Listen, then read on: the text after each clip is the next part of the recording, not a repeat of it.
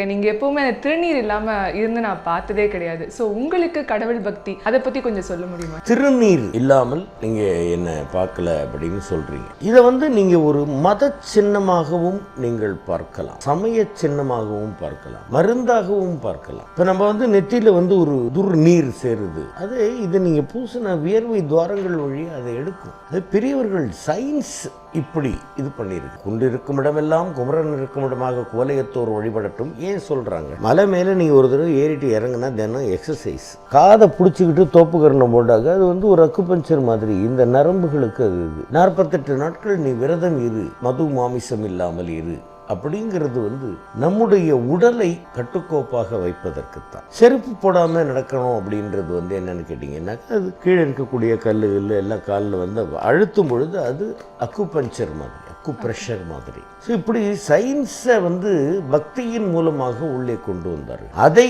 சிலர் வீணாக திரித்து மக்களுக்குள் இருக்கக்கூடிய அந்த மனிதாபிமானத்தையும் அன்பையும் குறைத்து வீணா வீம்பு வம்பு எல்லாருக்கிட்டையும் சண்டை சச்சரவு பண்ணும்போது வருத்தமாக இருக்கு. வேற ஒன்றும் இல்லை. நீ தெய்வம் இல்லை அப்படின்னு சொல்கிற நூலை கூட நீ படி. அப்போ தெய்வம் இல்லை தெய்வம் இல்லை தெய்வம் இல்லை அப்படின்னு நீ அதை பற்றின நூலை படிச்சுக்கிட்டே இருக்கும் பொழுது அதில் எத்தனை தடவை தெய்வம்னு வருது?